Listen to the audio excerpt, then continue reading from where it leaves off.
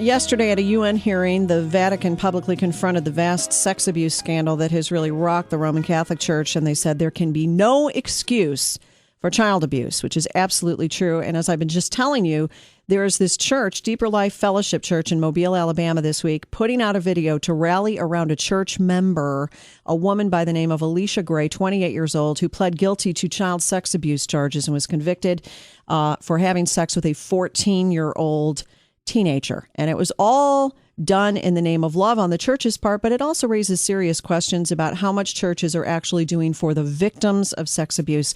And we are going to now get some thoughts from Boz Tchividjian, former child abuse chief prosecutor, founder of G.R.A.C.E, Godly Response to Abuse in the Christian Environment. He's also an associate professor of law at Liberty University School of Law. And I'm so happy to say he is now writing some great columns over at Religion News Service under the title Rhymes with Religion. Boz, it is just an honor to welcome you back. How are you? Hey, Janet, I'm doing great. How about yourself? Oh, I'm okay. I have to tell you, when I came across this story, it really did make me sick. I am pro-forgiveness.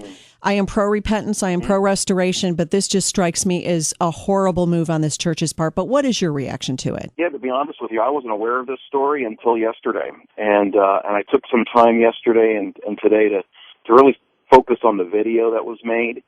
And a number of thoughts I have about this. I guess probably the first and major thought was why? Why make a video and post this? My guess would be that this church wants to see look how Christ can transform somebody who abused somebody else. But what ends up coming out of that video is, in fact, it was so clear to me.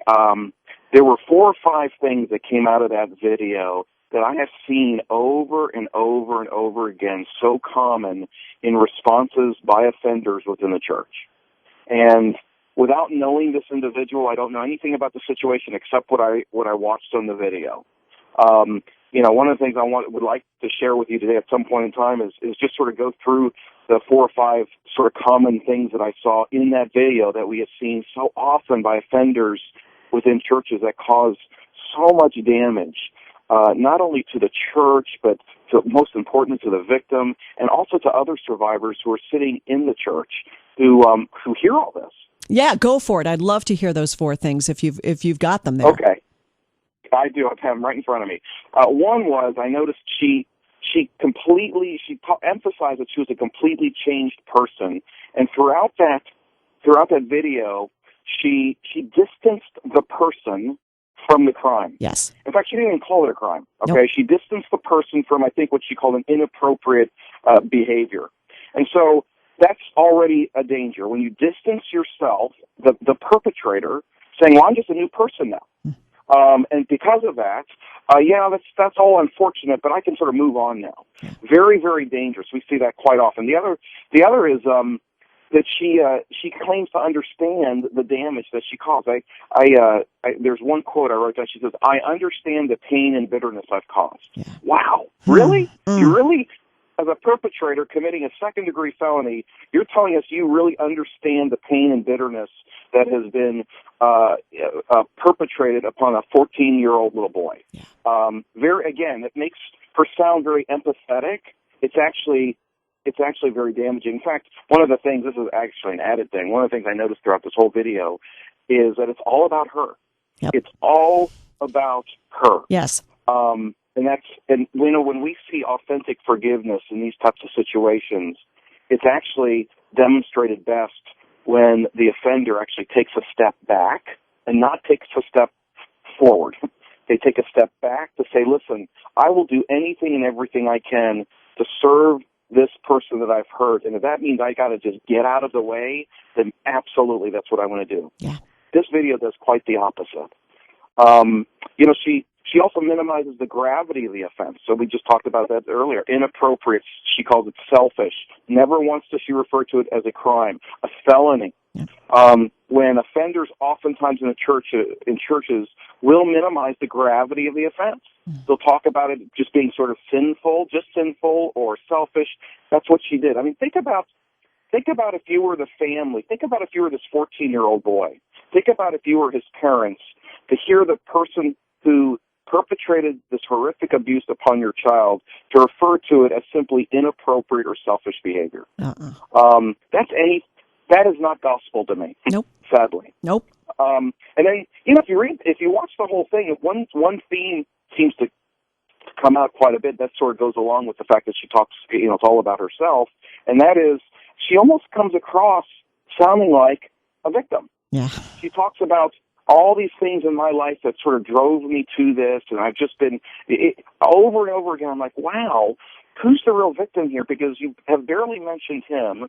You've talked about yourself, and in some way, when you talk about yourself, that in a way that sort of describes yourself as a victim, you almost are trying to empathize the victim's pain. You can't do that. No. You can't do that, and it's hugely destructive. And then the last thing I noticed, again, I see this a lot in the church, is she makes the statement, I pray each of you will be free of the pain and bitterness and anxiety. Those are not things from God. Oh, that God drove me nuts when I heard her say that. Yes. So if I'm in pain, you raped me, and I'm in pain about it. I have bitterness about it, and you're actually turning it back on me and saying that's not godly. Wow. That does so much damage. I have encountered so many people who've been abused in the Christian environment who go and see a counselor or a pastor, and the pastor says, listen, you are angry and you can't forgive right now, but this is a spiritual issue. Let's talk about your issues. And they get re-victimized by the very ones that are supposed to be there to serve and love them. They actually get re-victimized. So I don't know what the intent of this video was, but what it sure did, and I'm going to write about this, is that it illustrated very clearly what we see all too common with offenders in the church. And the sad thing is that this church is buying it hook, line, and sinker, and I cannot imagine what the other survivors in that church are thinking. So well said. I mean, we could go on for a very long time on each of those points, Boz, but, I noticed a lot of what you just said there. I had the exact same reaction. One of the things that also drew my attention, though, and I'm sure you picked up on this, the fact that the pastor at the beginning of the video kept referring to it as a relationship with this young man. I said, first of all, he's not a young man. He's a kid. He's 14. Yep. Second of all, it's an abuse of power. She was a teacher. He was a student. But it wasn't a relationship. It was a predator situation. It was a crime. Yep. And when she says things like, oh, it's okay, I'm not the person I once was. Well, if you were a member of the congregation, weren't you at the time a professing Christian?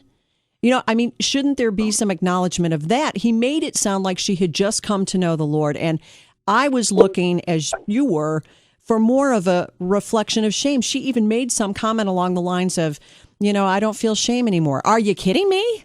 I mean, I'm not the person I was a year ago. And the state doesn't think she's not the same person. They're going to make her register as a sex offender for the rest of her life. Well, how about this statement? She says, small or big, it's all the same. Hurt is hurt. If I'm the little 14-year-old boy who's been raped by this woman, and I hear the perpetrator with her pastor's blessing saying, small or big, it's all the same, hurt is hurt.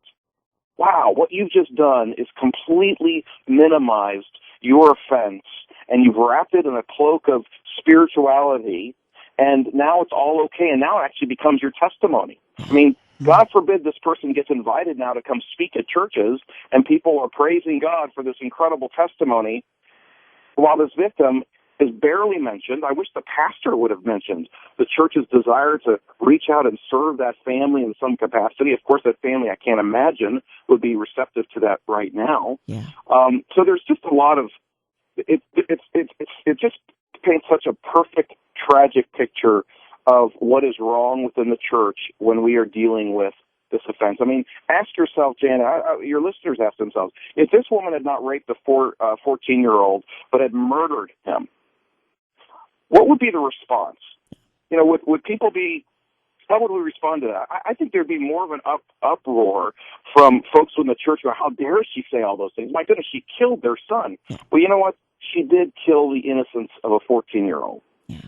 That is a tragedy. Yes, there should have been much more attention on the victim, on reaching out to the victim, and that sort of thing. I wonder how much you think this sort of thing might have been different had the predator been a man. I mean, you keep going back to that. Maybe that's why, because it was a woman and the victim was a boy, a 14-year-old boy, it doesn't seem as bad maybe to people as if the roles, if the roles were reversed and the predator would have been a man raping a 14-year-old girl. Yeah, except I've seen so many situations where the perpetrator is a man, and we see very same, maybe not videotapes that are posted online, but very similar reactions from the churches. If the perpetrator is a nice guy, it's amazing and smart, who exploits biblical truths, distorts them for his advantage.